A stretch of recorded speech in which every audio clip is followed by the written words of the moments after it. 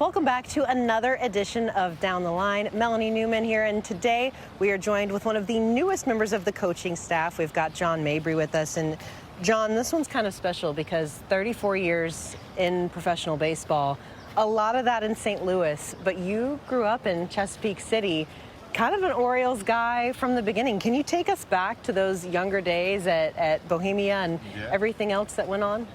Well, just growing up an Orioles fan, I can remember it kind of the soundtrack of the summer, right? I'm over at a friend's house and they have the game on, listen to the game, and a lot of my family and friends, big fans. So it's cool to be here, and I'm honored and humbled to be a part of it.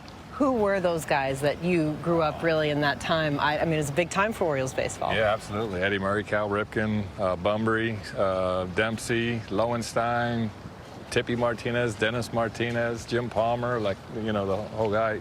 I remember seeing Elrod Hendricks always with his shin guards on, and Wild Bill Hagee up in the rafters, doing the O's chants. So it's been a fun childhood. Now, I do want to jump forward just a little bit here because I find so unique how small our world really can be, as many people as are in it. You go to the Cardinals and you really get tucked under the wing of the creator of the Cardinal ways, George Kissel, correct? Absolutely, And he mentored Earl Weaver, who of course came here. So everything just comes back around. He was that servant's heart kind of guy. How much did he shape you? Probably 98.9%. I've learned everything I know pretty much about the game through him. I have a picture on my wall. It's pretty cool. He signed it to me. I was one of the last people he spoke to before he passed. And it just, for him to help me change positions in the middle of my career a couple times, and then coming up through the minor leagues, just what he instilled in all of us, as a Cardinal player, as a baseball player. Just that humility about, people first, and empathy about where players are, and obviously the fundamentals, and you can't beat the fundamentals of the game. So he was a great teacher of all that.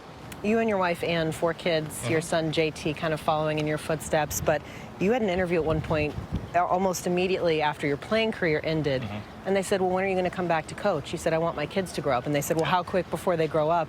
How difficult is that? We have dads of multiples in this clubhouse, but to balance your family, you've given all the praise to Ann sometimes that she had to hold down the fort, but to be a family guy in this space. Yeah, well, I mean, that's it, right? God, family, work type thing, so you put everybody first. To watch him have that opportunity has been kind of cool. He's now out in Montana playing independent baseball, so it's coming. But the girls have been troopers, and they've all been involved in sports in some form or capacity, and I think that's going to be a part of their lives. So just all of our family growing up, just sports oriented. So it's been fun to be a part of their lives.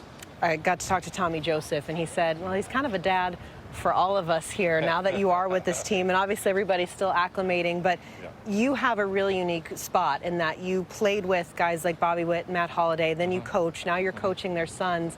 How much does that mean to you to know that it's not just them trusting you as athletes, but as almost a family member? Yeah, and that's it. Adjustability is kind of longevity, right? And so you just got to adjust to the times, adjust to the kids, the age that they are, and kind of relate to where they are, have empathy for what they're doing, remember how hard the game is.